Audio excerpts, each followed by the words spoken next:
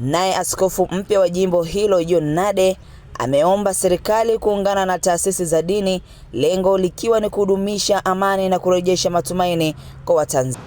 Familia yenye hekima ni ile ambayo wanafinyana chumbani wakitoka kwa watoto, wala hawajawahi kugombana, bali wanaendelea kupendana.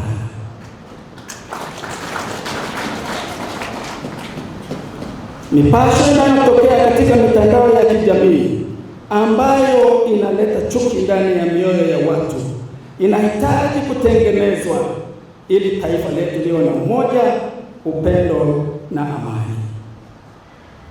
Mheshimiwa mgeni rasmi, kwa kuwa viongozi wa dini, viongozi wa serikali na viongozi wa vyama vya siasa wanasikilizwa na Watanzania, ni wajibu wa viongozi hawa kuondoa chuki hizo na mbegu hizo za chuki ndani ya mioyo ya Watanzania na kupanda mbegu ya upendo, wakiongozwa na wema wa Mungu, moyo wa unyenyekevu, kupenda haki na kupenda rehema.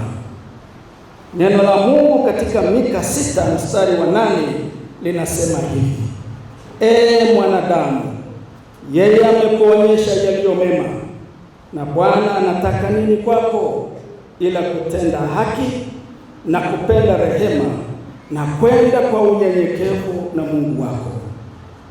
Watanzania wanapenda amani na ni wapenda amani. Wanachokihitaji kutoka kwa viongozi wao ni kutendewa haki, kuambiwa neno litakaloponya majeraha yao na neno la matumaini na neno la kuotea. Mheshimiwa mgeni rasmi, ninapohitimisha hotuba yangu, ninaomba niweke mbele yako mambo yaliyopo ndani ya hotuba hii kwa ufupi katika vipengele vitatu. Jambo la kwanza, tunaomba shule ya msingi Dongobeshi Viziwi iongezewe fedha za chakula. Jambo la pili, tunaomba serikali yetu iendelee kutusaidia kutupa watumishi, wataalamu, hasa madaktari na wauguzi na vifaa tiba katika hospitali yetu ya Haydom na hospitali zingine na vituo vyake, na wanafunzi wa vyuo vya kati wanufaike na mkopo. Jambo la tatu, tunaomba serikali yetu itusaidie kuwa na barabara ya lami ambayo katika maeneo yetu ya Mbulu imekuwa kama bidhaa adimu. Itutengenezee barabara ya lami kutoka Karatu, Mbulu, Haydom, Karatu, Mbulu, Mbulu, Haydom, Dareda, Dongobeshi na Mogitu, Haydom. Akizungumza katika ibada ya kumsimika askofu wa jimbo la Mbulu, mkuu wa mkoa wa Manyara Queen Sendiga akimwakilisha rais wa nchi kama mgeni rasmi kwenye ibada hiyo, ametoa majibu ya rais juu ya barabara hiyo.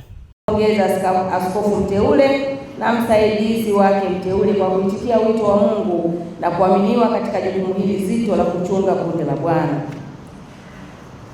Mheshimiwa Askofu, kama tunafundishwa katika kanisa letu,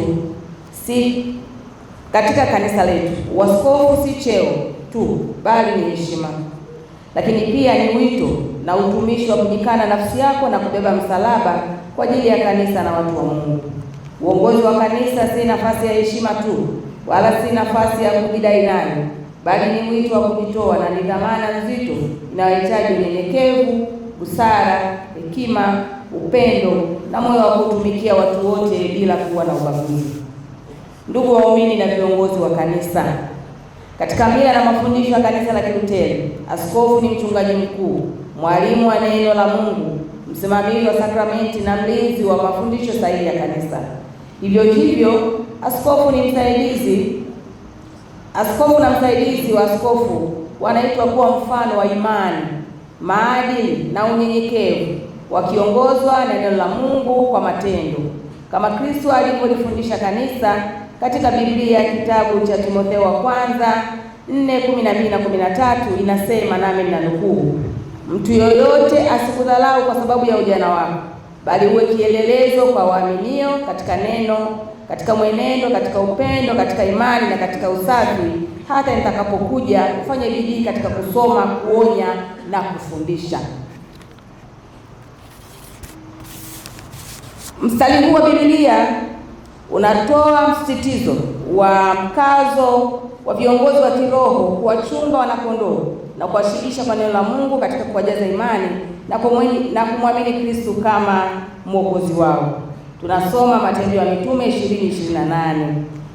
Mheshimiwa Baba Askofu, pamoja na kueleza mafupi hayo ambayo ni majukumu ya maaskofu pamoja na waamini, lakini pia maaskofu hao wanaongoza jamii kubwa ambayo pia serikali inalitambua hilo, na kwa kutambua kuwa kanisa hili ni kitovu cha hayo yote, kupitia uongozi wenu wa kiroho, kanisa ina wajibu mkubwa wa kuhubiri Injili ya Kristo, kulea waumini katika maadili mema, kuhimiza amani, upendo na maridhiano, na kuwa sauti ya matumaini ya jamii katika nyakati zote.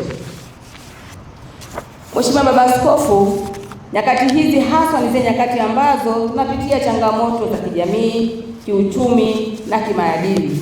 Mchango wa kanisa ni muhimu sana katika kipindi hiki kuliko kipindi kingine chochote. Katika kipindi kifupi tumeona juhudi za serikali katika utekelezaji wa masuala mbalimbali. Tumeona katika salamu za Mheshimiwa Baba Askofu mteule akielezea baadhi ya changamoto ambazo zimepita katika jimbo letu la Mbulu.